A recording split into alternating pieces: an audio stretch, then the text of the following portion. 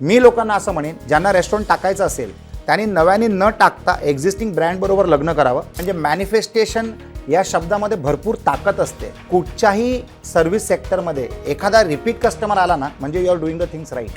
Any business is risky, या बिझनेसमध्ये सुद्धा रिस्क आहे. Mitigation of risk is my real business. की हॉस्पिटॅलिटी इंडस्ट्री आहे, म्हणजे सर्व्हिस इंडस्ट्री आहे. You have to always keep serving your customer at all points of time. Shivaji महाराजांच्या गनिमी काव्याचा उपयोग ते आपल्या बिझनेसमध्ये करतात असं ते आवर्जून सांगतात. मागच्या इंटरव्ह्यूमध्ये आपण त्यांच्याकडनं बिझनेस कसा करायचा, नातेसंबंधांना जपत बिझनेस कसा करायचा याची माहिती जाणून घेतली होती. तेच ग्लोबल सेंट अँजेलस ग्रुप ऑफ कंपनीचे चेअरमन ॲग्नेलो राजेश अथायडे आज आपल्याबरोबर स्टुडिओमध्ये आहेत आणि आज आपण त्यांच्याकडनं जाणून घेणार आहोत ते म्हणजे रेस्टॉरंट इंडस्ट्रीबद्दल. रेस्टॉरंट इंडस्ट्री नेमकी कशी आहे, तिथं काय संधी आहेत आणि कशा पद्धतीनं रेस्टॉरंट इंडस्ट्रीमध्ये आपण आपले पाय रोवू शकतो. सर, स्वागत आहे तुमचं स्टुडिओमध्ये. सगळ्यात पहिले प्रश्न, खरं तर ही पण ओळख सांगितली पाहिजे, ते म्हणजे की स्वतः त्यांचे काही रेस्टॉरंट्स आहेत, ते काही रेस्टॉरंट्स रन करतात. तर सांगाल की तुम्ही रेस्टॉरंट इंडस्ट्रीमध्ये येण्याचा निर्णय का घेतला? कारण आजकाल जिथं जाऊ तिथं लहान मोठे अनेक पद्धतीचे असे रेस्टॉरंट्स पाहायला मिळतात, तरी सुद्धा तुम्ही धाडस करून या इंडस्ट्रीमध्ये का आलात? एका काळामध्ये माझा बिझनेस होता रोटी, कपडा, मकान और एज्युकेशन. कारण कम्प्युटर एज्युकेशन सेंट अँजेलोस कम्प्युटर्स लिमिटेडच्या नावाची माझी जर्नी सुरू झाली. मग त्यानंतर मला रोटी, कपडा और मकान ह्या क्षेत्रामध्ये यायचं होतं. तर कपड्याच्या बिझनेसमध्ये मी आहे, मकानच्या बिझनेसमध्ये मी आहे. तर मी विचार केला आता आपण रेस्टॉरंट्स ह्या बिझनेसमध्ये पदार्पण करावं. तर I wanted to complete the whole cycle. आणि या रोज लागणाऱ्या गरजा असतात. म्हणजे मला आठवतं की लहानपणी आम्ही वर्षातनं 2 किंवा 3दा रेस्टॉरंटमध्ये जायचो. परवडायचं नाही. तर वडिलांना जेव्हा बोनस मिळायचं तेव्हा नेहमी आम्ही जायचोच.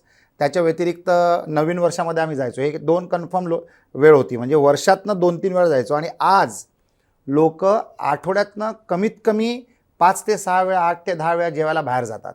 आयदर ब्रेकफास्ट किंवा लंच किंवा डिनर किंवा अनेक वेळेला डिनरला जातात. तर I saw this as a very interesting industry. आणि जसा स्टॉक मार्केटचा काळ होता, जसा फिल्म इंडस्ट्रीचा काळ होता, जसा रिअल एस्टेटचा काळ होता, तसा सध्या रेस्टॉरंट, हॉस्पिटॅलिटी, F&B ज्याला आपण म्हणतो, एक्सप्लोडिंग चाललेलं आहे. म्हणजे भरपूर रेस्टॉरंट सुरू होत आहेत. तर मी त्याच्यामध्ये संधी पाहतो की ही सुद्धा एक सर्व्हिसेस इंडस्ट्री आहे. म्हणजे एज्युकेशनसुद्धा हॉस्पिटॅलिटी सेक्टरच आहे. You have to be courteous to your customer who is your student. आणि रेस्टॉरंटमध्ये तर you are going to be courteous and also allow him to eat the food that your cuisine is offering in the restaurant. तर मला हे गरजेची वस्तू वाटली म्हणून मी या क्षेत्रामध्ये पदार्पण केलं.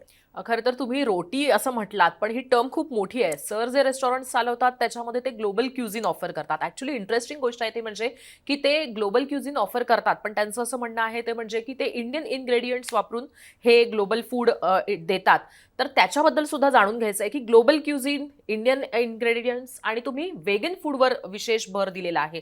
तर तो निर्णय का घेतलेला आहे आणि इंडियन इन्ग्रेडियंट्स वापरण्यासाठीचा निर्णय तुमचा कसा ठरला, का घेतला गेला आणि ग्लोबल क्युझिन का निवडलं तुम्ही तुमच्या म्हणजे इंडस्ट्रीसाठी किंवा रेस्टॉरंटसाठी? एज्युकेशनचं क्षेत्र सोडल्यानंतर इतर सगळ्या बिझनेसेसमध्ये मी इन्व्हेस्टर म्हणून काम करतो. आणि इन्व्हेस्टर बनतो, I am a strategic investor. Investment केल्यानंतर मी त्या क्षेत्राच्या बिझनेसला मोठं करायचं काम करतो. तर रेस्टॉरंटच्या बिझनेसमध्ये मी इन्व्हेस्टर आहे. ऑपरेशन्स मी बघत नाही, मी फक्त त्या संस्थेची ग्रोथ पाहतोय. तर I keep on adding more and more restaurant. साधारणतः आमचे 4 ब्रँड्स आहेत. मुंबई, पुणे, चेन्नई, बँगलोर आणि अहमदाबादला आहेत सध्या तरी. आता आपण स्प्रेड करतोय, पण स्प्रेड करायच्या अगोदर आम्ही आता मुंबईमध्येच. Have heard that you have 2 branches in Mumbai. मुंबईमध्ये 2 ब्रांचेस आहेत. पुढच्या 2 महिन्यामध्ये अजून 2 जुळतील. तर एकदम वेगळ्या लेवलची ह्या रेस्टॉरंटची साखळी आहे, म्हणजे चेन ऑफ रेस्टॉरंट्स आहेत. पण मी या क्षेत्रामध्ये आलो माझ्या मुलीमुळे. मी मराठी ख्रिश्चन आहे, तर आम्ही नॉनव्हेज खायचो घरी. पण माझी मुलगी जी आहे ना, ती प्युअर व्हेजिटेरियन आहे. आणि पॅन्डेमिकच्या वेळेला तिला रेस्टॉरंटमध्ये जायचं होतं आणि प्रत्येक रेस्टॉरंट एवढं भरून होतं की मी माझ्या मुलीला सांगितलं चला आता आपण रेस्टॉरंटच्या क्षेत्रामध्ये शिरूया. आणि ती व्हेजिटेरियन असल्यामुळे मला व्हेजिटेरियन कुझिनमध्येच इंटरेस्ट होता. योगायोगाने, म्हणजे मॅनिफेस्टेशन या शब्दामध्ये भरपूर ताकद असते. म्हणजे हे मी मॅनिफेस्ट केलं आणि 1 महिन्याच्या आत मी एका अशा टीमला भेटलो ज्यांच्याबरोबर मी पार्टनरशिप केली. आणि ही टीम जी आहे, म्हणजे एक मारवाडी मुलगी आहे, गोल्ड मेडलिस्ट चार्टर्ड अकाउंटंट आहे, फिटनेस फ्रीक आहे. तिला ज्या पद्धतीचं जेवण पाहिजे होतं ते नाही मिळायचं म्हणून तिने रेस्टॉरंटचा बिझनेस सुरू केला. पण तिच्याबरोबर जो शेफ आहे, he is a celebrity chef for the last 35 years. तर त्यांनी एक टीम बनवून या बिझनेसमध्ये पदार्पण केलं साधारणतः 9 वर्ष अगोदर. तर त्यांना मी भेटलो 3.5 वर्ष अगोदर आणि I was so impressed with them. कारण सर्व्हिसेस सेक्टरमध्ये सगळ्यात महत्त्वाची असते टीम. बरोबर. तुमच्या टीममध्ये किती ताकद आहे किंवा किती डेप्थ आहे त्याच्यावर आपण निर्णय घेऊ शकतो. अशा पद्धतीने मी त्या क्षेत्रात शिरलो. तर the restaurant was already a vegetarian restaurant आणि या रेस्टॉरंटचं वैशिष्ट्य काय होतं की it is a multi cuisine restaurant. सगळे व्हेज पदार्थ बनवतात, हेल्दी असतं, प्युअर इन्ग्रेडियंट्स, लोकल इन्ग्रेडियंट्स वापरतात. To the extent of more than 99% is local ingredients. अक्षरशः जे एकदमच मिळत नाही भारतामध्ये त्याला आम्ही इम्पोर्ट करतो, पण 98% इन्ग्रेडियंट्स आर लोकल इन्ग्रेडियंट्स. तर माझी जी ही पार्टनर आहे, चार्टर्ड अकाउंटंट पार्टनर, तिने हा विचार केला की मला इंडियन इकॉनॉमी वाढवायची आहे, तर मी इंडियन लोकल इन्ग्रेडियंट्सच घेणार. आणि आपण जिथे राहतो तिकडचे जर तुम्ही इन्ग्रेडियंट्स वापरले तर ते आपल्या शरीराला पॉझिटिव्ह इम्पॅक्ट देतात, because it is as per our climatic conditions. तर त्या दृष्टिकोनातनं तिने हा व्यवसाय सुरू केला आणि सगळ्या पद्धतीचे कुझिन्स तिने इन्क्लूड केले. म्हणजे we have got Indian, we have got Italian, we have got Korean, we have got Japanese, म्हणजे प्रत्येक देशातल्या कुझिन्सना त्यांनी टच केलेलं आहे. तर एकाच रेस्टॉरंटमध्ये तुम्हाला मल्टी कुझिन मिळून जातं, म्हणजे चॉईस आणि व्हरायटी मिळते. आणि वैशिष्ट्य या रेस्टॉरंटचं असं होतं, जेव्हा पण मी कुठच्याही सेक्टरमध्ये इन्व्हेस्ट करतो as an entrepreneur, as an investor, तर मी त्या संस्थेचं युनिकनेस पाहतो. तर ह्या संस्थेचं युनिकनेस काय आहे, तर इट इज ऑनेस्टली हेल्दी, असं त्यांचं टॅगलाईन आहे. ऑनेस्टली हेल्दी आणि ऑनेस्टली व्हेज. व्हेज रेस्टॉरंट्समध्ये सुद्धा 100% व्हेज असणं फार महत्त्वाचं असतं. आमचे डेझर्ट्स देखील व्हेज असतात. नाहीतर डेझर्ट्सना तुम्हाला व्हेज बनवणं फार कठीण असतं, इट्स डिफिकल्ट. व्हेज डेझर्ट्समध्ये सहसा अंड्याचा वापर केला जातो, परंतु इथे एवढं व्हेज आहे की प्युअर व्हेज आहे, म्हणजे ऑनेस्टली व्हेज आहे. याच्या व्यतिरिक्त या रेस्टॉरंट चेनमध्ये there is nothing artificial that gets used. Refined कुठचीच गोष्ट आमच्या या रेस्टॉरंटमध्ये आम्ही वापरत नाही. No refined sugar, no refined salt. जे फ्लेवर्स क्रिएट केले जातात, म्हणजे आम्ही ॲडिटिव्स, प्रिझर्वेटिव्स, कलर्स, फ्लेवर्स काहीच वापरत नाही. It is honest food offered on the plate. आणि शेफनी जादू अशी केली आहे की yes, use the combination of various ingredients to create the flavours. तर फ्लेवर्स इन्ग्रेडियंट्सच्या कॉम्बिनेशनने त्यांनी क्रिएट केलेलं आहे. तर दॅट इज आर्ट. आजच्या तारखेला food is not only a science but it is also an art. आणि तुम्ही खायच्या अगोदर तुम्ही त्याचा फ्रेग्रन्स एन्जॉय करता, त्याचं तुम्ही प्लेटिंग जी असते ते लुक तुम्ही एन्जॉय करता, आणि नंतर तुमच्या जिभेला तुम्ही पार्टी करता, म्हणजे you celebrate the party on your tongue. आणि गमतीचा भाग आहे ते म्हणजे की श्रावणात आपण बोलतो आहोत, त्यामुळे खूप एक महत्वाची गोष्ट आहे ती म्हणजे लोकांना सुद्धा याच्याबद्दलची माहिती मिळेल. आणि हल्लीच्या काळामध्ये खरंच कठीण आहे ते म्हणजे अशा पद्धतीचं म्हणजे इतकं सायंटिफिक विचार करून दिलेलं फूड, आणि that is more important for our health also. आपण पुढच्या प्रश्नाकडे जाऊया सर. याच्याशी जोडलेला प्रश्न असणार आहे तो म्हणजे की अशा पद्धतीच्या गोष्टी करत असताना एक प्रकारचा धाडसी निर्णय असतो, पण हे धाडस तुम्ही केलेलं आहे. कशा पद्धतीनं म्हणजे तुम्ही निर्णय घेतलात? कारण एक तर नवीन इंडस्ट्री होती तुमच्यासाठी, मुलीच्यासाठी तुम्ही विचार केलात, आणि योगायोगानं कुणीतरी तुम्हाला पार्टनर भेटला, पण त्याच्यामध्ये एक रिस्क फॅक्टर तर असतोच कुठल्याही बिझनेसमध्ये. रेस्टॉरंटमध्ये तो सर्वात जास्त असतो. तर हे कसं तुम्ही रिस्क फॅक्टर किंवा रिस्क घेण्याचा निर्णय घेतला याच्यामध्ये, किंवा याच व्यक्तीबरोबर आपण जायचंय? त्यांचं depth of knowledge, expertise of operations आणि सॅटिस्फॅक्शन ऑफ द कस्टमर्स. म्हणजे त्यांच्या लोकेशन ऑफ ऑपरेशन्सवर हकीकतमध्ये मी जाऊन हे सगळं पाहिलं. 10,000 स्क्वेअर फीटचं रेस्टॉरंट कोरेगाव पार्कमध्ये. Koregaon park is one of the best locations in Pune. म्हणजे कॉमन वॉल विथ ओशो आश्रम. 10,000 फुटाचं रेस्टॉरंट, एवढं सुंदर, एवढं सुरेख, आणि ज्या पद्धतीचे आयटम्स, डिशेस येत गेले, म्हणजे मला आजही त्यांची नावं समजत नाही. कारण we are the longest menu in the world, the longest vegetarian healthy food restaurant menu in the world. तर अजूनही मला त्यांचे नावं येत नाही आहेत, परंतु एवढे चविष्ट. आणि मी जेव्हा तिकडे पाहिले, साधारणतः 250-250 कस्टमर्स बसून त्या रेस्टॉरंटचा आनंद घेत होते. When I went to visit the restaurant first time 3.5 वर्ष अगोदर. तर त्यांचा समाधान बघून, लोकांचं सॅटिस्फॅक्शन बघून, त्याच्यानंतर अनेक 2-3 कस्टमर्सशी जेव्हा मी बोललो तर ते तिकडे रिपीट येत होते. कुठच्याही सर्व्हिस सेक्टरमध्ये एखादा रिपीट कस्टमर आला ना, म्हणजे you are doing the things right. तर ती त्याची मोजपावती म्हणतो ना आपण, काय म्हणतात त्याला, ते माझ्या त्या बाबतीमध्ये ते घडलं. तर हे सगळं झाल्यानंतर मी कॉन्फिडंट झालो की मला याच टीम बरोबर पार्टनरशिप करायचं आहे. Otherwise restaurant like any other business, जर तुम्ही ते योग्य प्रकारे चालवू नाही शकलात तर ते बंद पडतं, आणि पहिल्या वर्षातच बंद पडतं. It is a risk. Any business is risky. या बिझनेसमध्ये सुद्धा रिस्क आहे. Mitigation of risk is my real business. म्हणजे मी साधारणतः 12, 15, 20 बिझनेसेस करतो, परंतु माझा एकच बिझनेस आहे, दॅट इज मिटिगेटिंग रिस्क. कुठच्याही, it is hard earn tax paid money for me. Me borrow करत नाही, फंड रेस करत नाही, काही करत नाही. तर माझ्यासाठी there cannot be hit and miss concept, there cannot be trial and error, it has to hit every time that I try.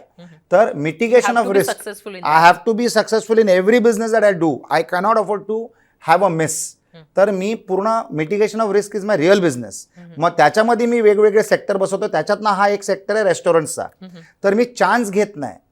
I look at the menu. मी त्यांची मार्केटिंग पाहतो, त्यांची टीम पाहतो, त्यांची ऑपरेशनल एफिशियन्सी पाहतो, त्यांचं customer management skills पाहतो आणि त्याच्यानंतर निर्णय घेऊन त्या क्षेत्रामध्ये मी पदार्पण करतो. तर मी रेस्टॉरंटमध्ये सुद्धा तसंच केलं. ॲक्च्युली रिस्क बद्दल बोललेलो आहोत आणि फूडीजना किंवा मग जे बाहेर जात असतात रेस्टॉरंट्समध्ये त्यांना सुद्धा अशी रिस्क घ्यायची नसते आपल्या चवीबरोबर, त्याचबरोबर आपल्या ज्या काही आवडी निवडी आहेत त्यांच्याबरोबर. त्यामुळे तुमच्यासाठी खास हा प्रश्न आहे, तुम्ही रेस्टॉरंट चालवता म्हणून, कारण तुम्ही ग्राहकांचा पण अभ्यास करत असणार, की अशा पद्धतीनं जेव्हा एखाद्याला पार्टीसाठी किंवा मग आउटिंगसाठी किंवा मग हॉटेलिंगसाठी समटाईम्स फॉर अ डेट जेव्हा रेस्टॉरंट निवडायचं असतं, जेव्हा क्युझिन निवडायचं असतं, तेव्हा काय विचार केला पाहिजे, कशा पद्धतीने त्याचं निवड केली गेली पाहिजे? कारण प्रेक्षकांच्या मनात हा प्रश्न खूपच असणार आहे आणि तुम्ही त्याचा अभ्यासही केलेला असणार आहे. आमच्याकडे अनेक कस्टमर यासाठी येतात कारण आमच्याकडे व्हरायटी आहे. आणि आजच्या तारखेला लोकांना एवढ्या वेगवेगळ्या चवींची सवय लागलेली आहे की कोणाला कोरियन आवडतं, कोणाला जॅपनीज आवडतं, कोणाला इटालियन आवडतं, कोणाला इंडियन आवडतं. तर आमच्या एकाच रूफच्या अंडर तुम्हाला त्या सगळ्या कुझिन्स मिळतात. त्या व्यतिरिक्त आमच्याकडे आमच्याबरोबर पार्टनरशिप करणाऱ्या जे लोक येतात, ज्यांना फ्रँचायझी वगैरे घ्यायची असते. आता आम्ही फ्रँचायझी वगैरे करत नाही, आम्ही फोको मॉडेल करतो, फ्रँचायझी ओन कंपनी ऑपरेटेड. या मॉडेलमध्ये आम्ही पदार्पण केलेलं आहे. म्हणजे ज्या लोकांना रेस्टॉरंट इंडस्ट्रीमध्ये पदार्पण करायचं असेल, they can partner with us in a very different model. बरोबर ना? तर जेव्हा आमच्याकडे इन्व्हेस्टर पण येतो, ज्याला इन्व्हेस्ट करायचं असतं या क्षेत्रामध्ये किंवा आता येऊन करायचं असेल, तर त्यांना आम्ही याचा बिझनेस मॉडेल समजवतो. आणि आमच्याकडे मल्टिपल कुझिन्सची जी क्षमता आहे, मल्टिपल कुझिन्स बनवणं ही एक वेगळी क्षमता लागते. असं नाही आहे की कोणीही उठून मल्टी कुझिन रेस्टॉरंट ऑपरेट करू शकतो. कारण प्रत्येक कुझिनला एक वेगळा शेफ लागतो आणि एका शेफला मॅनेज करणं म्हणजे it's a very difficult task. Is a very educated learned personality. तर त्याला सॅटिस्फाय करून ठेवणं, जॉब सॅटिस्फॅक्शन देणं देखील तेवढंच महत्त्वाचं असतं. तर multiple cuisines in a restaurant is a class by itself. तर या सगळ्या गोष्टी जेव्हा समजावून सांगतो, तर the possibilities or the potentiality of getting into a partnership with expansion is much easier. तर त्या दृष्टिकोनात पण आपण पाहतो. आणि कस्टमरला तर व्हरायटी मिळतेच. यावेळेला आला त्याने काहीतरी जॅपनीज जेवला, नेक्स्ट वेळेला त्याने काहीतरी कोरियन एन्जॉय केलं, त्याच्यानंतर त्याने काहीतरी इटालियन एन्जॉय केलं, किंवा एकाच व्हिजिटमध्ये सगळ्या कुझिन्सचा त्यांनी लाभ घेतला. हे कल्चर मुंबई शहरामध्ये, भारतामध्ये वाढत चाललेलं आहे. लोकांना आता इंटरनॅशनल कुझिनची आवड व्हायला लागली आहे. ऍक्च्युली तुम्ही खूप इंटरेस्टिंग गोष्टी सांगतायत, तुमच्याकडनं समजून सुद्धा घ्यायला आवडेल. पण तुमच्या पर्टिक्युलर रेस्टॉरंटमध्ये ज्या पद्धतीनं तुम्ही क्युझिन सर्व्ह करता आणि ज्या आता आवडीनं तुम्ही सांगतायत त्याच्याबद्दल हे जाणून घ्यायचं आहे. ते म्हणजे की लोकांचा कल हा कुठल्या पद्धतीच्या क्युझिनकडे असतो.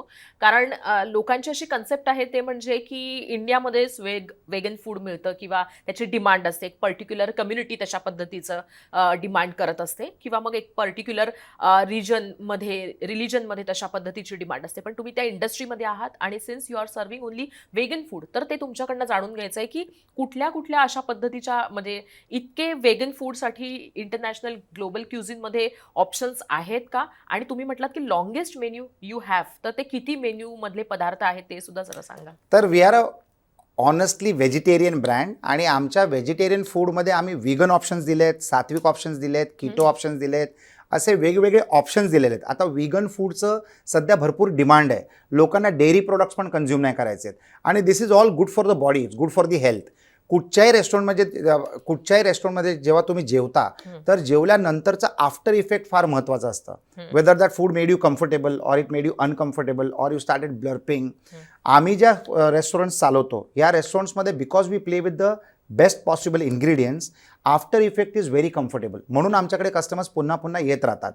Vegan food, vegetarian food, sattvic food, keto food, हे सगळे ऑप्शन्स आपल्या शरीराला चांगले असतात. आणि डॉक्टर्स म्हणतात ना, if you eat the right food you will never have to eat consume medicines ever.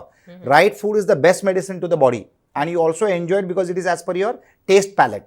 तर making the right food is critically important आणि या क्षेत्रामध्ये हे लक्षात ठेवणं अत्यंत महत्त्वाचं आहे. तुम्ही काही महत्त्वाचे उल्लेख केलेले आहेत. खरं तर तुम्ही आफ्टर इफेक्ट्सच्या बद्दल बोललेला आहात. तर रेस्टॉरंट इंडस्ट्रीमध्ये आफ्टर इफेक्ट्स किती महत्त्वाचा ठरतो आणि किती मदत करतो तो तुमचा रेस्टॉरंट बिझनेस वाढवण्यासाठी? It is all after the experience of having the food. You didn't feel uncomfortable. You were satisfied. After some time you feel light. जरी तुम्ही डिनर घेतला तरी ते तुम्हाला जड जाणार नाही, जड वाटणार नाही. Good food is easily digestible. तर we are in the good food good cuisine business, म्हणजे right food good cuisine business. आणि त्यामुळे आमची कस्टमर बेस नेहमी वाढत चाललेली आहे आणि वी आर एक्सपॅन्डिंग. लाईक मुंबईमध्ये 2 आहेत, आता आम्ही अजून 2 सुरू करतोय. That will make us the largest network of pure vegetarian food restaurants. Large size restaurant, आमचे रेस्टॉरंटचे साईजेस मोठे असतात. Large size restaurants in one single city. So that is what we are looking at. म्हणजे प्रत्येक कोपऱ्यात, म्हणजे आम्ही जर असं असलो, लाईक सध्या आमचा रेस्टॉरंट आहे ऑपेरा हाऊसला आणि BKCला. आता आम्ही ओपन करतो ओशिवाऱ्याला आणि नेस्कोमध्ये गोरेगाव ईस्टला. तर after that we will do Juhu आणि बँड्रा. तर हे झाल्यानंतर we have covered Mumbai well. मग आम्ही पवई बघू आणि नवी मुंबई बघू आणि ठाणा बघू. So that is how we are expanding. एक प्रश्न विचारायचा आहे ते म्हणजे की तुम्ही जेव्हा असं म्हणताय की यू आर एक्सपॅन्डिंग आणि वेगवेगळ्या भागामध्ये तुम्ही तुमचे रेस्टॉरंट सुरू करतायत, इंटरेस्टिंग गोष्ट आहे ती म्हणजे की या रेस्टॉरंटच्या अनुषंगानं तुमच्याकडे येणाऱ्या लोकांना तुम्ही काय सांगता, म्हणजे कशा पद्धतीनं how you treat your customers, your consumers, काय त्यांच्याकडे म्हणजे त्यांना सॅटिस्फाय करण्यासाठी तुम्ही कशा पद्धतीनं गोष्टी करता. कारण तुम्ही जसं म्हणताय त्याप्रमाणे मोठ्या जागेमध्ये तुमचे रेस्टॉरंट्स असतात, म्हणजे माणसंही मोठी असणार आहेत आणि मोठ्या प्रमाणावर ॲट अ टाईम लोक येणारी असतात. तर अशा वेळेस सगळ्यांना सॅटिस्फाय करणं महत्त्वाचं आहे, कारण सर्व्हिस इंडस्ट्रीमध्ये तीच गोष्ट जास्त महत्त्वाची असते. तर हे सगळं तुम्ही कसं साध्य करता आणि याच्यासाठी ज्यांना रेस्टॉरंट सुरू करायचं आहे त्यांना काय सल्ला द्या? मी तर त्यांना हा सल्ला देईन की हॉस्पिटॅलिटी इंडस्ट्री आहे, म्हणजे सर्व्हिस इंडस्ट्री आहे. You have to always keep serving your customer at all points of time. त्याच्यासाठी तुमच्याकडे टीम योग्य लागणार, म्हणजे whether it is your kitchen team or whether it is your revenue area team. आम्ही रेस्टॉरंटचा 2 भागामध्ये डिवाइड करतो. एक आहे आमचा किचन पार्ट, दुसरा आहे आमचा रेव्हेन्यू पार्ट. रेव्हेन्यू पार्टमध्ये जिथे आमचे कस्टमर येतात, बसतात, जेवतात आणि दे एन्जॉय दी हॉस्पिटॅलिटी. सगळ्यात महत्त्वाचं म्हणजे ॲटमॉस्फिअर महत्त्वाचं असतं. म्हणजे तुम्ही बऱ्याच वेळेला एकाच रेस्टॉरंटला रेग्युलरली जातात कारण तुम्हाला तिकडचं ॲटमॉस्फिअर आवडतं, तुम्हाला तिकडचं ॲम्बियन्स आवडतं, नंतर तुम्हाला त्यांचं जेवण आवडतं. You get me. तर you feel very comfortable. Service is most important. म्हणजे what you eat will be changing every time, but how you are served and how people take care of you, that is something that is remembered forever. तर टीमला regularly रोजच्या रोज service सुरू व्हायच्या अगोदर training दिली जाते. आमच्या huddle meetings असतात 15 मिनिटापासून ते 45 मिनिटांपर्यंत, की प्रत्येक स्टाफनी कसं ॲक्ट करावं, कसं बिहेव करावं. एक्सपिरियन्स लोकांना आम्ही घेतो, ज्यांच्याकडे जास्ती एक्सपिरियन्स नसतो त्यांना आम्ही ऑन द जॉब ट्रेनिंग देतो. हॉस्टेसपासून सुरू होतं ते डायरेक्ट आपल्याला वेटरपर्यंत आपण लोकांना कशा पद्धतीने ट्रेनिंग देतो हे अत्यंत महत्त्वाचं आहे. तर हॉस्पिटॅलिटीमध्ये you really need to be welcoming customers with a smile on your face, with prompt service, with attentive and attention to every customer at all times. जर तुम्ही असं केलं ना तर तुमचा इकॉनॉमिकल मॉडेल देखील सक्सेसफुल होऊ शकतो. कारण शेवटी इट इज इकॉनॉमिक्स. तुमचा कस्टमर खुश असला तरच तो परत येईल, आणि जर तो परत आला तरच तुम्ही प्रॉफिटेबिलिटीकडे वळू शकतात. तर it is very important for you to understand की या इंडस्ट्रीमध्ये भरपूर कॅपिटल लागतं आणि this is a heavy operating cost business. तर हे जर एकदा तुम्हाला समजून आलं ना तर you cannot go wrong. You have to make sure that every time you are right and you are making the right elements play in the right direction. खरं तर सरांनी सांगितल्यानुसार कशा पद्धतीनं स्पर्धेच्या जगासाठी रेस्टॉरंट्समध्ये सुद्धा किती स्पर्धा आहे ही गोष्ट लक्षात येते. म्हणजे अन्नदाता सुखी भव असं म्हणणारी आपली संस्कृती आहे, पण आता खायला घालणं आणि खायला बनवणं याच्यात सुद्धा स्पर्धा आलेली आहे. तर या स्पर्धेच्या जगामध्ये तुम्ही तुमच्या रेस्टॉरंट्सना कसं प्रोजेक्ट करता, प्रमोट करता आणि कसं ते लोकांपर्यंत घेऊन जाता, कशा पद्धतीनं लोकांना तिथं आणण्यासाठीचे प्रयत्न करता? मी तर असं म्हणेन की या इंडस्ट्रीमध्ये जास्तीत जास्त लोकांनी यावं, म्हणजे मला या बिझनेसचा इकॉनॉमिक्स मॉडेलसुद्धा समजावता येईल आणि मी समजवणार अशी माझी इच्छा पण आहे की मी इकॉनॉमिक्स मॉडेल पण समजवू इच्छितो लोकांना. परंतु कम्युनिकेशन क्रिटिकल असतं, जाहिरात क्रिटिकल असतं. जितना दिखोगे उतना बिकोगे. आणि आज एवढे रेस्टॉरंट्स येत आहेत आणि एवढ्या व्हरायटीज आणि एवढे चांगले रेस्टॉरंट्स येत आहेत की ही स्पर्धा अतिशय घनिष्ठ झालेली आहे. तर you have to be visible. म्हणजे तुमचे कस्टमर्स तुमच्याकडे परत परत येणं हे महत्त्वाचं असतंच. त्याच्या व्यतिरिक्त तुम्ही कसे विजिबल राहू शकता ते पण फार महत्त्वाचं आहे. तर जेव्हा सेलिब्रिटीज तुमच्याकडे जेवायला येतात, आता दुनिया जी आहे ना ही इंस्टाग्रामेबल झालेली आहे. तुम्ही जर काही युनिक पाहिलं किंवा काही सुंदर पाहिलं तर तुम्ही म्हणजे फोटो खेचता आणि तुमच्या इंस्टाग्रामवर, फेसबुकवर, लिंक्डइनवर सगळीकडे तुम्ही त्याला पसरवता. तर we create ambience which is instagrammable. That is one. दुसरं, आम्ही जे जेवण प्लेटिंग करतो त्याला it's a piece of art. म्हणजे आमच्या शेफनी ज्या डिशेस ऑर्गनाईज केलेल्या आहेत आणि ज्या पद्धतीने त्यांना सर्व केले जातात, तर people click pictures of the dishes also. जी पण सुंदर वस्तू असते त्यांना क्लिक करायला आपण उत्सुक राहतो नेहमी. बरोबर. तर लोकच आम्हाला अजून पॉप्युलर बनवतात. त्याच्या व्यतिरिक्त we are there in newspapers, we are on social media. आमचे अशा प्रकारचे इंटरव्ह्यूज होतात जिथे आम्ही आमच्या रेस्टॉरंटबद्दल आणि आमच्या कुझिनबद्दल बोलतो. तर word of mouth is the most powerful source. आणि रेफरन्सिंग म्हणजे आमच्याकडे देशभरामध्ये आमचे रेस्टॉरंट असल्यामुळे, म्हणजे 5 सिटीजमध्ये आमचे रेस्टॉरंट असल्यामुळे क्रॉस ट्रॅव्हलर्स सुद्धा जे असतात ना ते आमच्याकडे येऊन जेवतात. म्हणजे जर त्यांना समजलं की बाबा हा ब्रँड इथे पण आहे, तर ते गुगल करतात, पत्ता शोधतात आणि प्रवास करून येतात जेवायला, कारण त्यांना कॉन्फिडन्स आहे की मला काय मिळेल. याच्या व्यतिरिक्त वर्षातनं 3 ते 4 वेळा आम्ही मेन्यू चेंज करतो सीझनच्या हिशोबाने. आमच्याकडे रेनी सीझनचा मेन्यू असतो, न्यू इयरचा मेन्यू असतो, दिवाळीच्या वेळेचा मेन्यू असतो. म्हणजे वी क्रिएट ओकेजन्स जिथे आम्ही एक वेगळ्या पद्धतीचं मेन्यू क्रिएट करू शकू. रक्षाबंधनच्या वेळेला आम्ही काहीतरी युनिक करतो, इंडिपेंडन्स डेच्या दिवशी आम्ही काहीतरी युनिक सर्व करतो. We play with colours during the independence day, the orange, the white, the blue and the green.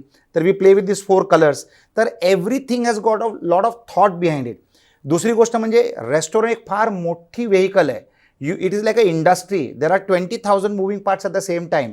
तर lot of thought process goes behind everything. म्हणजे प्रत्येक गोष्टीमागे भरपूर हा विचार असतो, रेस्टॉरंट ओपन होईपर्यंत पासून ते रेस्टॉरंट बंद होईपर्यंत.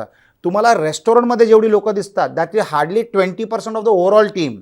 किचनची टीम तुम्हाला दिसत नाही, ॲडव्हर्टायझिंग मार्केटिंगची टीम तुम्हाला दिसत नाही, कस्टमर सपोर्टची टीम तुम्हाला दिसत नाही, प्लॅनिंग आणि मेन्यू मेकिंगची टीम तुम्हाला दिसत नाही, तर बेकरीची टीम तुम्हाला दिसत नाही. तर अशा अनेक गोष्टी असतात ज्या तुम्हाला दिसत नाही. आम्ही जे रेस्टॉरंट चालवतो, या रेस्टॉरंट्समध्ये 100% विकलेली वस्तू आम्ही स्वतः आमच्या किचनमध्ये बनवतो, इन्क्लुडिंग ब्रेड. तर आता हा पण एक नवीन कॉन्सेप्ट आहे. असे क्वचित फार कमी रेस्टॉरंट्स असतात जे 100% जे देतात ते त्यांच्याच रेस्टॉरंटमध्ये बनवतात. पहिली गोष्ट ही आहे. दुसरी गोष्ट 100% आम्ही लोकल इन्ग्रेडियंट सोर्स करतो, राईट फ्रॉम द सोर्स. आम्ही प्रयत्न करतो सोर्सपासून पिकअप करण्यासाठी. तिसरी गोष्ट, आम्ही जे रेस्टॉरंट चालवतो या रेस्टॉरंट्समध्ये काही बनवून ठेवलेलं नसतं. ऑर्डर आल्यानंतर आमचं काम सुरू होतं.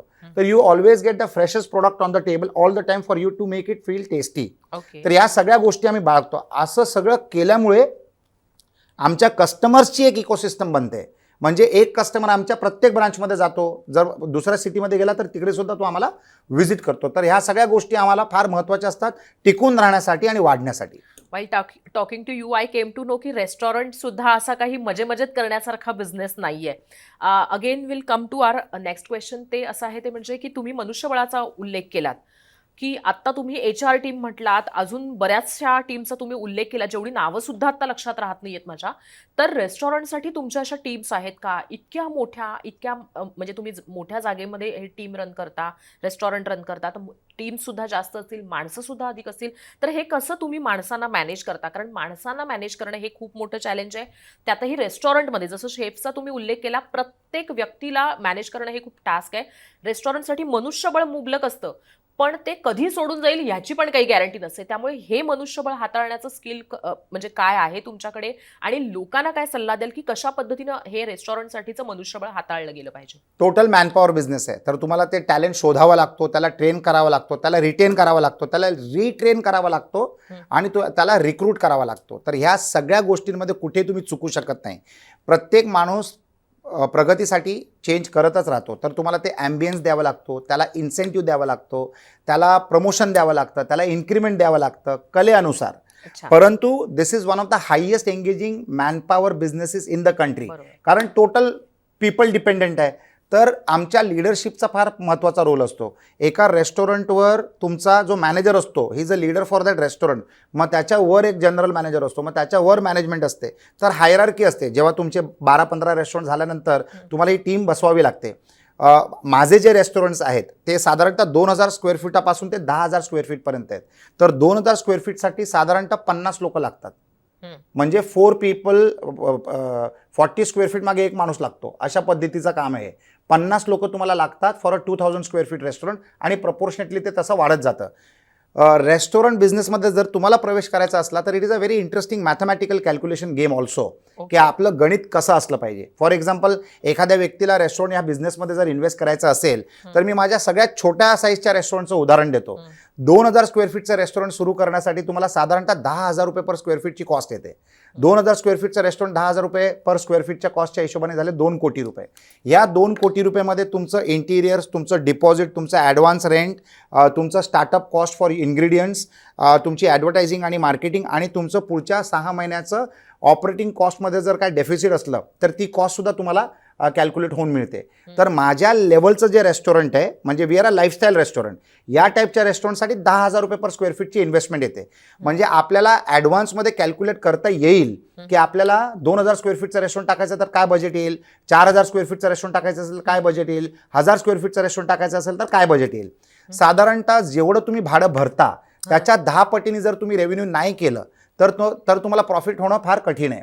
5 पटीने जेव्हा तुम्ही करता, म्हणजे माझं भाडं समजा 10 लाख रुपये असेल, माझ्या रेस्टॉरंटचं भाडं, जे माझं BKCचं रेस्टॉरंट आहे समजा त्याचं भाडं असतं 10 लाख रुपये, तर मला कमीत कमी 50 लाख रुपयाचं रेव्हेन्यू करावं लागतं 5 पटीने to make break even cost. कारण एक्सपेन्सिव्ह बिझनेस आहे, ऑपरेटिंग हेवी बिझनेस आहे. लाईट बिल, तुमचे communication charges, advertising, salaries, rent, तर तुम्हाला ना पर्सेंटेजमध्ये डिवाइड करता आलं पाहिजे. तुमचं रेंट जे आहे ते 10 ते 12% वर नसलं पाहिजे तुमच्या रेव्हेन्यूचं. म्हणजे once you start generating revenue, जर तुमचं भाडं 15% वर गेलं तर तुम्हाला प्रॉफिटेबिलिटी कठीण जातं. तुमचा manpower cost should not be beyond 15%. म्हणजे भाडं आणि मॅनपॉवर हे दोन्ही 15%च्या खाली असलं पाहिजे, तर तुम्हाला तुमचं रेव्हेन्यू त्या हिशोबाने बिल्ड करणं गरजेचं आहे. 2000 स्क्वेअर फीटच्या रेस्टॉरंटमध्ये साधारणतः 25% एरिया हा किचनला दिला पाहिजे, कमीत कमी 25%. कुठचाही शेफ खुश नसतो 25%पासून, आमचाही शेफ नसतो, परंतु मिनिमम 25% लागतंच. लोक 40% पण बनवतात. It is a menu heavy restaurant brand that we have. तर आम्ही मिनिमम 25%चा एरिया डिवाइड करतो फॉर द किचन. मग 2000 स्क्वेअर फीटमधनं जर तुम्ही 25% एरिया काढला तर तो झाला 500 स्क्वेअर फीटचं किचन. 1500 स्क्वेअर फीटचा झाला तुमचा रेव्हेन्यू एरिया, जिथे कस्टमर्स बसून जेवतात त्याला आम्ही म्हणतो रेव्हेन्यू एरिया. तर या 1500 स्क्वेअर फीटच्या एरियामध्ये पर पर्सन, जर आमचं लाईफस्टाईल रेस्टॉरंट असल्यामुळे आम्हाला 20 स्क्वेअर फीटमध्ये आम्ही एका माणसाला बसवतो. म्हणजे 1500 स्क्वेअर फीटमध्ये आम्ही साधारणतः 20 स्क्वेअर फीटच्या हिशोबाने 75 लोकांना बसवू शकतो. 75 सीटर रेस्टॉरंट बनतं 2000 स्क्वेअर फीटच्या एरियामध्ये आमच्यासाठी.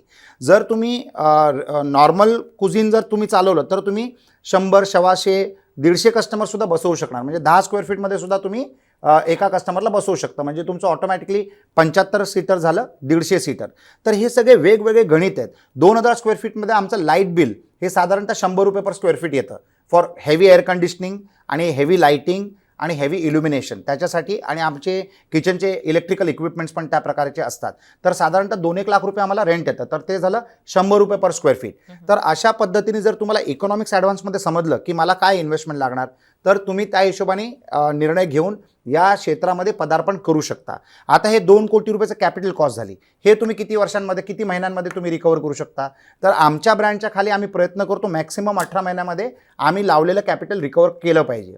त्याच्यानंतर तुम्हाला 2 ब्रेक इव्हन कॉस्ट येतात. एक असतो ऑपरेटिंग ब्रेक इव्हन कॉस्ट आणि दुसरा असतो तुमचा capital break even cost. Operating break even cost असं आहे की समजा जर 10 लाखाच्या रेस्टॉरंटमध्ये 40 लाख रुपयाचं जर ऑपरेटिंग ब्रेक इव्हन आलं तर हे 40 लाख रुपये आपण किती लवकर कव्हर करू शकतो, पहिल्या महिन्यात, दुसऱ्या महिन्यात किंवा तिसऱ्या महिन्यात. तर आम्ही जे ब्रँड चालवतो त्याच्यामध्ये आम्ही मॅक्सिमम ते मॅक्सिमम 4थ्या महिन्यामध्ये ब्रेक इव्हन पोचतो. म्हणजे operating cost break even. Operating cost break even तुम्ही 2 ते 4 महिन्यात जर पोचलात ना तर 18 महिन्याच्या आत तुम्ही तुमचं कॅपिटल ब्रेक इव्हन सुद्धा करू शकता. साधारणतः 5 वर्षाचं रेस्टॉरंटचं लायसन्स असतं. तर त्या 5 वर्षामध्ये मग उरलेले जे महिने आहेत त्याच्यामध्ये तुम्ही प्रॉफिट कमवू शकता. एक्सटेंडेबल बाय 4 more years, म्हणजे depending on the deal that you do with the landlord. तर अशा पद्धतीने जर तुम्ही हे इकॉनॉमिक्स बसवलं तर it's a beautiful business to operate. कारण मी या बिझनेसला वेगळ्या पद्धतीने पाहतो. एक restaurant is a powerful social card. एखादा कस्टमर तुमच्याकडे येतो, तुमच्याशी बोलतो, तुमच्याशी गप्पा मारतो, जेवतो आणि बिल भरून जातो. म्हणजे ॲज अ रेस्टॉरंट ओनर सगळी लोक तुमच्याकडे येतात, तुम्हाला एंटरटेन करतात आणि बिल भरतात आणि जातात. मग त्याच्यापेक्षा चांगलं काय असतं? प्लस तुम्ही पॉप्युलर बनता. कारण everybody wants to know you since you are a restaurant owner. आणि रेस्टॉरंटमध्ये जर तुम्हाला लवकर जर बुकिंग करायची असतील तर लोक मग पर्सनली मेसेजेस टाकतात, can you please help me to get seating of 10 people, 12 people, 15 people. So it's a fantastic business to have. Smiling faces all the time. तुम्हाला रेस्टॉरंटमध्ये कधी त्याचा कोण माणूस असा रडक्या तोंडाचा दिसणार नाही. Everybody is having a good time, they are having smiles on their face. So it's a very happy atmosphere. तर त्या दृष्टिकोनातनं जर तुम्ही पाहिलं तर restaurant is a phenomenal business. एक रेस्टॉरंट असं आहे भारतामध्ये ज्याचं मी उदाहरण देतो तुम्हाला नाव न घेता, त्यांनी पहिल्या वर्षामध्ये 200 कोटी रुपयाचं टर्नओव्हर केलंय. 27,000 स्क्वेअर फीटचं रेस्टॉरंट आहे आणि 200 कोटीचं टर्नओव्हर केलंय. सहसा इंडस्ट्रीमध्ये 200 कोटीचं टर्नओव्हर करण्यासाठी पहिल्या वर्षामध्ये 1,000 कोटी रुपयाचं इन्व्हेस्टमेंट लागतं आणि या 200 कोटीच्या टर्नओव्हर करण्यासाठी त्या रेस्टॉरंटने साधारणतः 45 ते 50 कोटी रुपये इन्व्हेस्ट केलेत. तर you can just imagine what kind of sector this is. म्हणजे किती चांगलं तुम्ही याच्यामध्ये How you can भविष्य grow in that घडवू sector. शकता आणि तुम्ही याला ग्रो करू शकता.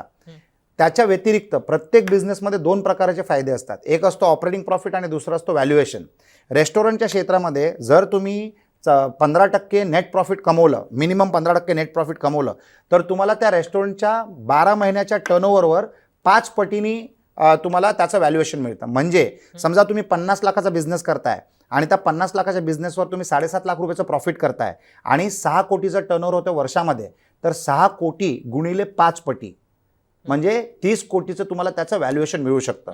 कोणाला जर तुमच्या कंपनीमध्ये स्टेक घ्यायचा असेल तर top line turnover multiplied by 5 times याचं तुम्हाला व्हॅल्युएशन मिळू शकतं. समजा जर तुमचा प्रॉफिट 15% कमी असला तर तो 3 पटीने किंवा 4 पटीने मल्टिप्लाय होईल आणि 15%च्या वर असला, समजा 25% असला, तर तुम्हाला 7 पटीने किंवा 8 पटीने त्याचं व्हॅल्युएशन मिळेल. तर यू गेट ऑपरेटिंग प्रॉफिट, त्याच्या व्यतिरिक्त तुम्हाला त्याचा गुडविल पण मिळतं, ज्याला आपण म्हणतो व्हॅल्युएशन.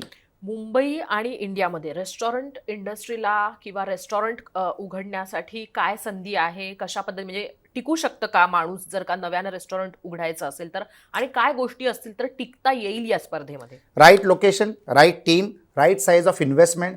म्हणजे हल्ली रेस्टॉरंट असे बनत आहेत की अनलिमिटेड पैसा टाकला जातोय. मला समजत नाही की हे लोक हा पैसा कसा रिकवर करणार. म्हणजे रेस्टॉरंटपेक्षा जास्ती ते म्युझियम वाटायला लागले. एवढे चांगले लोक डेकोर करतायत. फुल focus is on the ambience. मग बऱ्याच वेळेला ते जेवणामध्ये चुकतात किंवा सर्व्हिसमध्ये चुकतात. तर you have to be right in every aspect. It's an economics game. म्हणजे तुमचं गणित जर तुमच्या नजरेसमोर नसलं तर धोका आहे. Then it is a dangerous business. तर right location, right team, right rentals. You should negotiate the right rentals, right investment in the form of capital expenditure. म्हणजे तुम्हाला समजा APC ज्याला आपण म्हणतो, ॲव्हरेज रेव्हेन्यू पर कस्टमर ज्याला आपण म्हणतो, ॲव्हरेज प्राईस पर कस्टमर, ते जर 1,000 रुपयाच्या वर असलं तर 10,000 रुपयाच्या वर तुम्ही पर स्क्वेअर फीट जाऊ शकत नाही. आणि या 10,000 मी सांगितल्याप्रमाणे सगळं आलं. डिपॉझिट आलं, ॲडव्हान्स रेंट आलं, operating cost of the initial 2-3 महिने आलं, ॲडव्हर्टायझिंग आलं, ब्रँडिंग आलं, लायसन्स फीज आलं, सगळं काय आलं. 10,000 रुपये पर स्क्वेअर फीटच्या हिशोबाने ज्या बिझनेसमध्ये 1,000 रुपयाच्या वर तुमचं ॲव्हरेज प्राईस पर कस्टमर असेल तिथे वेगवेगळ्या कॅटेगरीचे वेगवेगळे कॅल्क्युलेशन्स असतात. तुम्ही ह्याला धारा धरून तुम्ही बाकी प्रपोर्शनेटली कॅल्क्युलेट करू शकता. कारण तुम्हाला एकदा जर पर स्क्वेअर फीटचं इन्व्हेस्टमेंट कॅल्क्युलेशन जर आलं आणि जर तुम्हाला ॲव्हरेज प्राईस पर कस्टमरचं कॅल्क्युलेशन जर तुम्हाला आलं तर तुम्ही योग्य निर्णय घेऊ शकतील. जर तुम्ही हे जर ठीक असलात तर it is a fantastic business to operate with. मी लोकांना असं म्हणेन, ज्यांना रेस्टॉरंट टाकायचं असेल त्यांनी नव्याने न टाकता एक्झिस्टिंग ब्रँड बरोबर लग्न करावं, त्यांच्याबरोबर पार्टनरशिप करावी, त्या एका रेस्टॉरंटचं स्टेक होल्डिंग मागावं. चालू रेस्टॉरंटमध्ये स्टेक होल्डिंग घ्यायचं म्हणजे तुम्हाला माहिती आहे की आजच्या तारखेला येणारा प्रॉफिट किती आहे.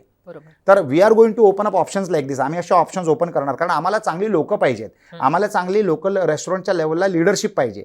जर आम्ही अशा लोकांना निवडलं तर ते लोक ऑलरेडी प्रॉफिटेबल रेस्टॉरंटमध्ये एक हिस्सा घेऊन काम सुरू करतील आणि आम्हाला एक स्टेबल रिसोर्स मिळेल to manage the restaurant as our partner. नवीन ज्यांना रेस्टॉरंट सुरू करायचं आहे त्यांच्यासाठी तुम्ही एक सल्ला तर दिलेला आहे, पण याच्या व्यतिरिक्त भांडवल किती लागतं, कशा पद्धतीनं ते मिळवायला हवं, याच्याबद्दल थोडक्यात सांगितलं तर मदत होईल लोकांना. रेस्टॉरंट एक फार साधा सोपा बिझनेस सुद्धा असतो. म्हणजे जर तुम्हाला त्याला छोट्या स्केलवर जर करायचा असला तर साधारणतः 5 ते 7 लाखात पण तुम्ही सुरू करू शकता हा बिझनेस. आणि जर तुम्हाला पद्धतशीर लाईफस्टाईल टाईपचा रेस्टॉरंट असलं तर तुम्हाला 10,000 रुपये पर स्क्वेअर फीटचं इन्व्हेस्टमेंट धरून चालायचं. 1,000 स्क्वेअर फीटचे जर एरिया असलं तर 1 कोटी रुपयाचं इन्व्हेस्टमेंट जाणार आहे. तुमचं गणित असलं पाहिजे की या एरियामध्ये डिमांड कुठच्या कुझिनचा आहे, कुठच्या गॅप्स आहेत त्या एरियामध्ये. आता बँड्रा वेस्टमध्ये जर मला रेस्टॉरंट टाकायचं असेल तर मी कुठच्या पद्धतीचं रेस्टॉरंट टाकलं पाहिजे, तिथे रेंटल काय आहेत. म्हणजे मला ते इकॉनॉमिक मॉडेल बसवणं फार महत्त्वाचं आहे आणि त्याच्यानंतर तुम्ही सुरू करू शकता. Restaurant business is multiplying by the day. प्रत्येक देशातले युनिक कुझिन्स आपल्या देशामध्ये येत आहेत. म्हणजे जसं मल्टिपल कुझिन्स तुम्ही लंडन आणि दुबईला एन्जॉय करता त्या लेवलच्या मल्टिपल नंबर ऑफ कुझिन्स हल्ली आता मुंबईमध्ये यायला सुरू झालेले आहेत. आणि मुंबई, पुणे, नाशिक, नागपूर, औरंगाबाद, कोल्हापूर हे सगळे महत्त्वाचे शहर आहेत महाराष्ट्रातले. More than 80% of the countries in the world do not have the population of Maharashtra. महाराष्ट्राची लोकसंख्या 13 कोटी आहे किंवा जास्ती असेल तर हे फार मोठं बाय इटसेल्फ एक देश आहे. तर ह्याच्यामध्ये ह्या बिझनेससाठी एवढा वाव आला आता की फिल्म स्टार, स्पोर्ट्समन, इंडस्ट्रियलिस्ट सगळे लोक या क्षेत्रात उतरत आहेत. शिल्पा शेट्टीचं रेस्टॉरंट आहे, विराट कोहलीचं रेस्टॉरंट आहे, सचिन तेंडुलकर आनंद महिंद्राचं रेस्टॉरंट आहे, सचिन तेंडुलकरचं रेस्टॉरंट आहे, आपले बिर्ला ग्रुपचे रेस्टॉरंट आहेत. म्हणजे इंडस्ट्रियलिस्ट या क्षेत्रात येत आहेत, फिल्म स्टार्स येत आहेत, स्पोर्ट्समन येत आहेत, माझ्यासारखे एंटरप्रेनर्स येत आहेत. तर everybody is coming in to this business. आणि या बिझनेसचं एक अजून वैशिष्ट्य असं आहे की समजा तुमच्याकडे रेस्टॉरंटच्या व्यतिरिक्त इतर बिझनेसेस असले तर रेस्टॉरंटच्या बिझनेसमुळे तुमच्या इतर बिझनेसेसमध्ये सुद्धा ग्रोथ होते ऑटोमॅटिकली. कारण तुमचा लोकांबरोबरचे संबंध मल्टिप्लाय होत चाललेत. जेवढे तुमच्या लोकांबरोबर संबंध मल्टिप्लाय होत जातील तेवढ्या तुम्हाला ऑपॉर्च्युनिटीज मिळतील, तेवढ्या तुम्हाला संधी मिळतील आणि त्या संधीजना टॅप करून तुम्ही ओव्हरऑल सुद्धा याच्यातनं भरपूर बेनिफिट घेऊ शकता. तुम्ही इतकं माहिती दिलेली आहेत. खरं तर हे सुद्धा जाणून घ्यायला आवडेल ते म्हणजे की भारतातले रेस्टॉरंट्स आणि परदेशातले रेस्टॉरंट्स याच्यामध्ये काय फरक आहे किंवा कुठे आपण गॅप भरून काढू शकतो, काही बदल आवश्यक आहेत का तिथे किंवा इथे? कारण तुम्ही बराच प्रवास सुद्धा करता असं ऐकलेलं आहे. सगळ्यात मोठा फरक असा आहे की परदेशी एव्हरीथिंग इज प्रॉपरली सिंक्रोनाइज्ड. म्हणजे एखाद्या एरियामध्ये 5,000 घरं असतील तर तिथे हजाम किती लागतील ह्याचं पण त्यांच्याकडे सायंटिफिक डेटा असतो आणि त्याच्यापेक्षा जास्ती ते लायसन्सेस देत नाही. तिथे रिअल एस्टेटची जे प्राइजेस असतात ते सुद्धा रेग्युलेटेड असतात. कारण भारतामध्ये सगळ्यात मोठा प्रॉब्लेम काय माहिती आहे का रेस्टॉरंट चालू करायला? रेंटल. म्हणजे तुम्हाला रेंटल लँडलॉर्ड एवढे पैसे मागतो that it is not practical to the business. तर अनेक वेळेला तुम्ही त्याच्यामुळे फसता. पण परदेशात तसं नसतं. Lot of real estate is owned by public limited companies or private equity funds. तर त्यांना माहीत असतं की या बिझनेसमध्ये, या बिझनेसच्या कॅटेगरीमध्ये किती टक्केवारीमध्ये भाडं परवडेल आणि तो बिझनेस टिकेल. त्यांचा दृष्टिकोन वेगळा असतो. त्यांचा दृष्टिकोन असा असतो की मी ज्याला जागा देतोय यांनी ही जागा 20 वर्ष चालवावी. त्याच्यासाठी त्याचं प्रॉफिट कसं होईल याचं गणित ते जागा द्यायच्या अगोदर मापतात. पण आपल्या देशामध्ये अजूनपर्यंत ते कल्चर अजून डेव्हलप झालेलं नाही आहे. एखादा लँडलॉर्ड जर असला, त्यांनी जर तुम्हाला एका जागा भाड्यावर दिली तर जर त्याला तुम्ही भाडं टायमा टू टायमाला जर वाढवून नाही दिलं तर he will get you replaced आणि तुमच्यापेक्षा जास्ती भाडं देणारा माणूस रेडी असतोच. तर त्या बिझनेसला तो धक्का असतो. तर मला असं वाटतं की ह्या गोष्टी आता चेंज होणार आहेत. जे परदेशात आहेत ते इथे होणार आहेत. दुसरी गोष्ट, एका रेस्टॉरंटला चालवायला समजा मला 2,000 स्क्वेअर फीटचा रेस्टॉरंट मी भारतामध्ये मुंबईमध्ये जर चालवतो तर मला 50 लोक लागतात. म्हणजे 1 पर्सन पर 40 स्क्वेअर फीट मला 50 लोक लागतात. सिंगापूरमध्ये 2,000 स्क्वेअर फीटच्या रेस्टॉरंटला चालवायला तुम्हाला 6 ते 8 लोक लागतात. का? तर तिथे एक माणूस ही सो स्किल्ड, सो एज्युकेटेड की त्याची प्रोडक्टिव्हिटी, एका माणसाची प्रोडक्टिव्हिटी 5 माणसांच्या बरोबरची असते आणि तो पगार घेतो 2.5 पटीने. म्हणजे एखादा इंडियन एम्प्लॉईला जर त्याला 40,000 रुपये मिळत असतील तर सिंगापूरच्या त्याच कॅटेगरीच्या माणसाला 1 लाख रुपये मिळणार. पण तो 5 लोकांचं काम करतोय. तर ते रेस्टॉरंटसाठी सुद्धा चांगलं आहे आणि त्या माणसासाठी सुद्धा चांगलं आहे. आणि तिकडची कॉस्ट ऑफ लिव्हिंग पण तशी असते. तर the productivity of manpower output develop कंट्रीजमध्ये प्रचंड जास्ती असते. तो एक फरक आहे. आणि रिअल एस्टेटचा एक फरक आहे. बाकी ॲम्बियन्स आपण तेच आणतोय. जेवणाची चव आपण we are equal or better. आणि आपल्याकडे भरपूर व्हरायटी आहे. नवीन कल्चर आता रेस्टॉरंट बिझनेसमध्ये असं सुरू झालेलं आहे की आपले जे एन्शियंट डिशेस आहेत त्यांना नवीन पद्धतीने आर्टच्या फॉर्ममध्ये कसं प्रेझेंट करायचं. म्हणजे त्याच गोष्टी असतात परंतु त्याची नावं चेंज होतात, त्याचं प्रेझेंटेशन चेंज होतं आणि ते सर्व केलं जातं. आणि इट इज अ रेज. म्हणजे लोकांना इंडियन कुझिन एवढं आवडायला लागलंय अक्रॉस द वर्ल्ड की it has become a form of art. आणि मी असं म्हणतो that food was always science and it was always art. Now it is getting recognised आणि आता ते आपल्याला प्रत्येक टेबलावर दिसायला सुरू झालेलं आहे. तर सरांकडनं आपण खूप चांगली माहिती घेतलेली आहे. ते म्हणजे ॲग्नेलो राजेश हथायडे यांनी आपल्याला याच्या आधी बिझनेस कसा करायचा याच्याबद्दल माहिती दिली. आता रेस्टॉरंट इंडस्ट्रीमध्ये कसं स्टेबल व्हायचं याच्याबद्दल सांगितलेलं आहे. आणि महत्त्वाचं म्हणजे त्यांनी सांगितलेलं आहे की कशा पद्धतीनं फक्त रेस्टॉरंट सुरू करायचं आहे म्हणून नाही करायचं, तर त्याच्या मागचं गणित, आर्थिक गणित आणि त्याचबरोबर त्या रेस्टॉरंटची जी इतर गणित आहेत ती जुळवून आणली तरच याच्यामध्ये तुम्ही सक्सेसफुल राहू शकता. हे सुद्धा त्यांनी आवर्जून सांगितलं आहे. धन्यवाद सर तुम्ही दिलेल्या या माहितीसाठी. नमस्कार. थँक्यू. तर अशाच पद्धतीचे महत्त्वाचे व्हिडिओ पाहण्यासाठी तुम्ही मुंबई तकला नक्की सबस्क्राईब करा. धन्यवाद.